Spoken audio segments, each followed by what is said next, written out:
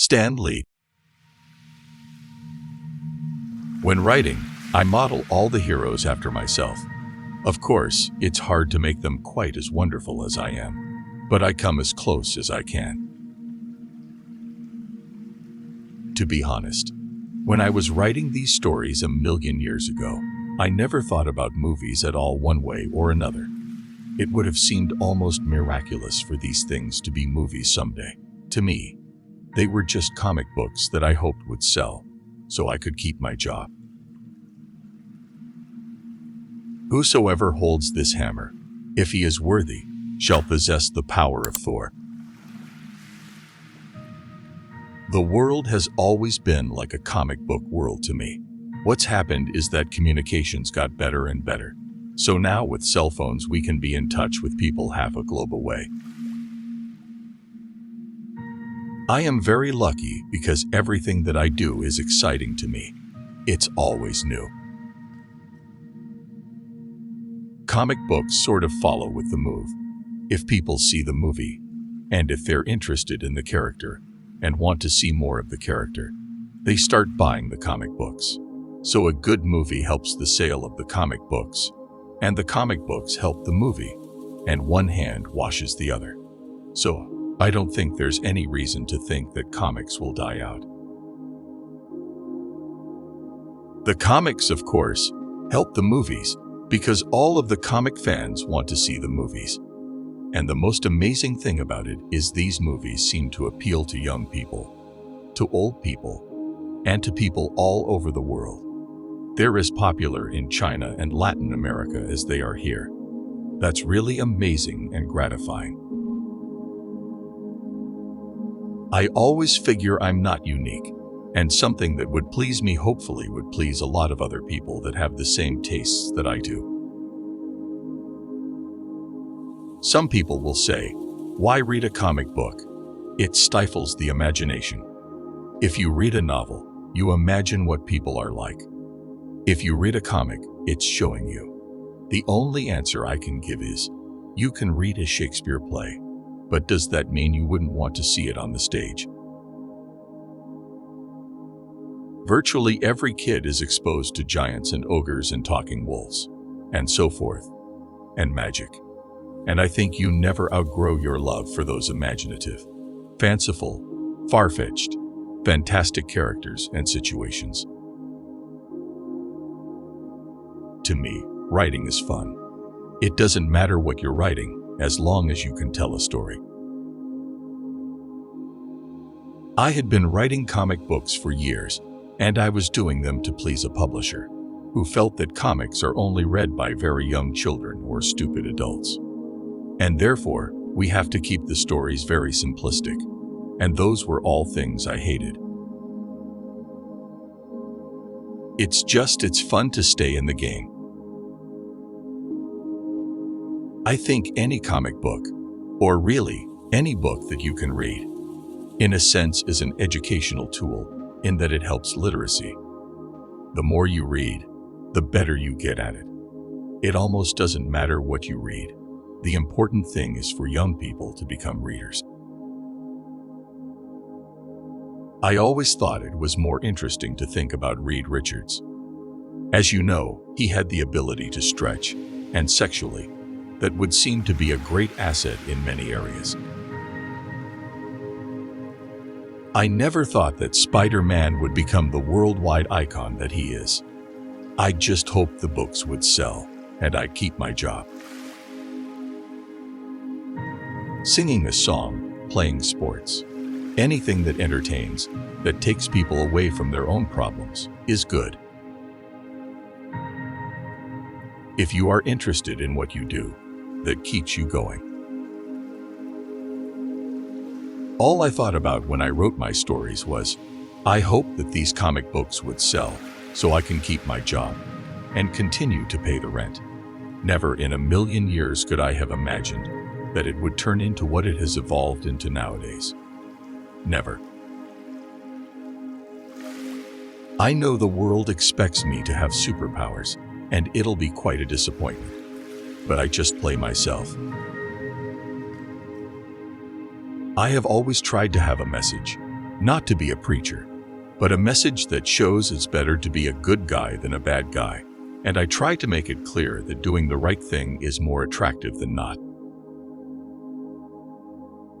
Technology isn't a villain. Technology should help.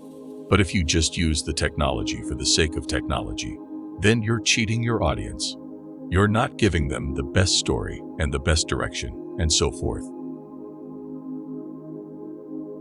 I'm just somebody who tries to write things that entertain people. And if I can do it in a way that makes them prefer to emulate the good guy than the bad guy, I'm happy.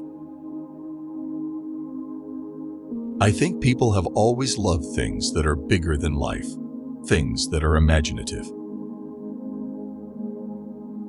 Comic books themselves are getting more literate.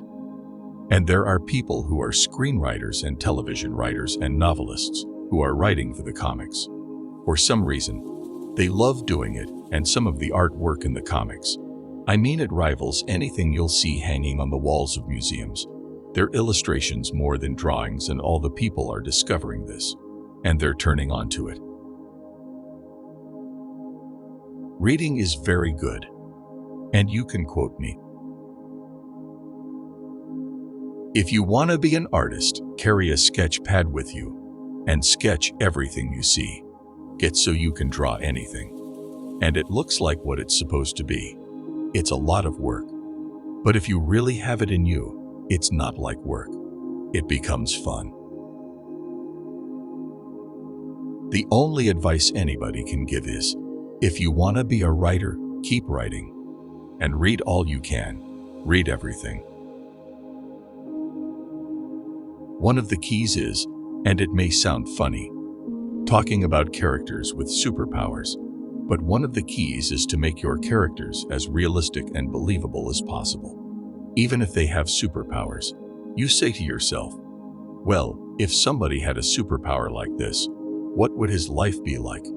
Wouldn't he still maybe have to go to the dentist? Or wouldn't he have to worry about making a living? What about his love life? You've got to make characters that your reader can believe exists or might exist. To my way of thinking, whether it's a superhero movie or a romance or a comedy or whatever, the most important thing is you've got to care about the characters. You've got to understand the characters. And you've got to be interested. If the characters are interesting, you're halfway home. If Shakespeare and Michelangelo were alive today, and if they decided to collaborate on a comic, Shakespeare would write the script and Michelangelo would draw it. How could anybody say that this wouldn't be as worthwhile an art form as anything on earth? Every day, there's a new development. There's no limit to the things that are happening. I wanted them to be diverse. The whole underlying principle of the X-Men was to try to be an anti-bigotry story, to show there's good in every person. Your humans slaughter each other because of the color of your skin, or your faith, or your politics, or for no reason at all. Too many of you hate as easily as you draw breath. Magneto. I don't think you ever outgrow your love for things that are bigger than life and more colorful than the average life. And somehow I feel that these comic book stories are like fairy tales for older people, because they have the same qualities. With great power comes great responsibility. Comics are stories. They're like novels or anything else. So the first thing you have to do is become a good storyteller. Everybody learns differently, and everybody gets to a certain point from a different direction. Comic books to me are fairy tales for grown-ups. Achilles without his heel. You wouldn't even know his name today. Marvel is a cornucopia of fantasy, a wild idea, a swashbuckling attitude, an escape from the humdrum and prosaic. It's a serendipitous feast for the mind, the eye, and the imagination, a literate celebration of unbridled creativity, coupled with a touch of rebellion and an insolent desire to spit in the eye of the dragon. No one has a perfect life. Everybody has something that he wishes was not the way it is. Life is never completely without its challenges. I'm no prophet, but I'm guessing that comic books will always be strong.